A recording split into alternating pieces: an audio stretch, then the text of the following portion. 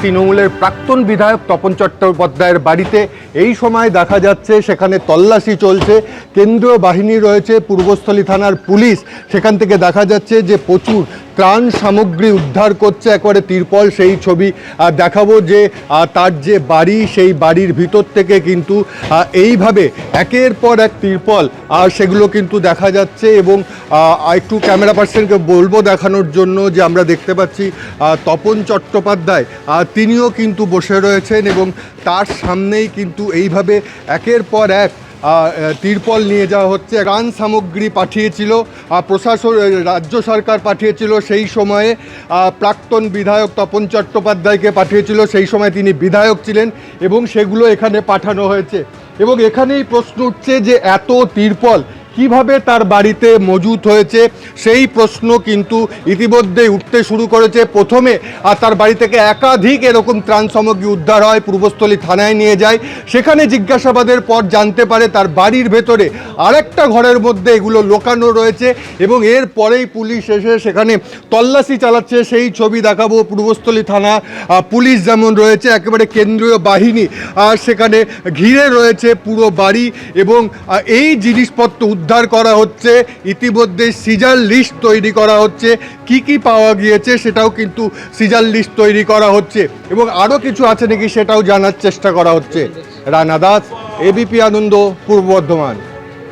তৃণমূলের প্রার্থী তালিকায় তার নাম না থাকায় দলের বিরুদ্ধে ক্ষোভ উগরে দিয়েছিলেন তপন চট্টোপাধ্যায়। এমনকি ফল প্রকাশের দিন যখন তৃণমূলের ভরাডুবি হলো, তখন মনস্কামনা পূর্ণ হওয়ায় 3টি পাঁঠা নিয়ে তিনি পৌঁছে গেছিলেন স্থানীয় মন্দিরে। সেগুলির গলায় ঝোলানো ছিল কাগজ, যাতে লেখা ছিল 3 জনের নাম: স্বপন দেবনাথ, রবীন্দ্রনাথ চট্টোপাধ্যায় এবং অরূপ বিশ্বাস।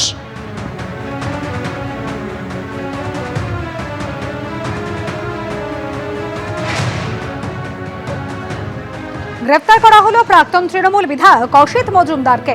গতকাল তৃণমূলের অবরোধ চলছিল, সেই অবরোধ চলাকালীন পুলিশের সঙ্গে ধাক্কাধাক্কি হয়, আর গতকালের অশান্তির ঘটনায় গ্রেফতার করা হয়েছে চুঁচুড়ার প্রাক্তন তৃণমূল বিধায়ক অসিত মজুমদারকে।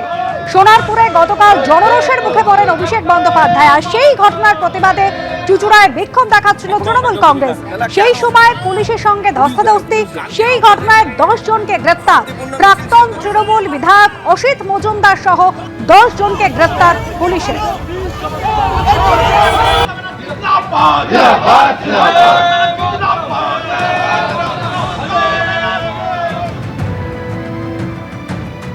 একশো দিনের টাকা আত্মসাতের অভিযোগে গ্রেফতার হলেন তৃণমূল নেতা। তার বিরুদ্ধে অভিযোগ, 100 দিনের টাকা আত্মসাতের জন্য ভুয়ো অ্যাকাউন্ট পর্যন্ত খুলেছিলেন তিনি। পূর্ব বর্ধমান জেলার তৃণমূলের সাধারণ সম্পাদক দিগন্ত পাল ধৃত তৃণমূল নেতার সহযোগীদের মারধর পর্যন্ত করলেন স্থানীয়রা। দেখুন ছবি।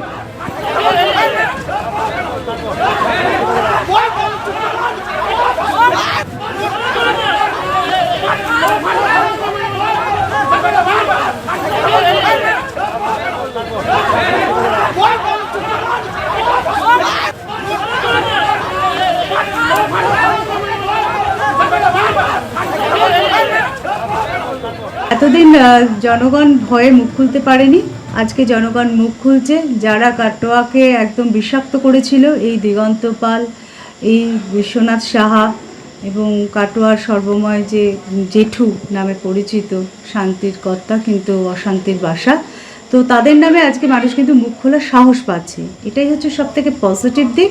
আর মানুষ যখন একবার মুখ খোলার সাহস পেয়েছে, সব মানুষ মুখ খুলবে আস্তে আস্তে। দুর্নীতির যে আখড়া, সেটা কিন্তু সাধারণ মানুষ ভয় থেকে মুক্ত হয়ে তুলে ধরবে, এবং এতে আরও অনেক কিছু আমাদের কাটোয়াবাসীর এখনও দেখার বাকি আছে। বর্ধমান জেলা জুড়েই, সারা বর্ধমান কেন গোটা পশ্চিমবাংলাতেই এরকম রাজনৈতিক প্রতিহিংসা বশত তৃণমূল কংগ্রেসের নেতৃস্থানীয় কর্মীদের গ্রেপ্তার করা হচ্ছে। এবং এ নিয়ে আমাদের একটা ফ্যাক্ট ফাইন্ডিং টিম এসেছিল, এবং আমরাও থেকে এসপি সাহেবের কাছে তার দৃষ্টিগোচর করেছিলাম যে যাদের নামে কোনো অভিযোগ নেই, সাজিয়ে অভিযোগ করে তাদের গ্রেপ্তার করা হচ্ছে, এগুলো যাতে না হয়। সেক্ষেত্রে এসপি সাহেব বলেছেন যে না, এগুলো আর হবে না। কিন্তু কার্যক্ষেত্রে দেখা যাচ্ছে সেগুলো যথারীতি হচ্ছে, মূলত রাজনৈতিক প্রতিহিংসা থেকে, অথবা হয়তো তারা ভাবছে যে এইভাবে তৃণমূল কংগ্রেসকে দমিয়ে রাখা যাবে। এই ঘটনায় তো আগে আপনারও নাম রয়েছে?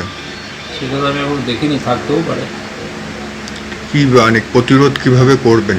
প্রতিরোধ তো আমাদের তো সেইভাবে করার কিছু ক্ষমতা নেই, আমরা গণতান্ত্রিক পদ্ধতিতে চলবো। এবিপি আনন্দ, এগিয়ে থাকে, এগিয়ে রাখে।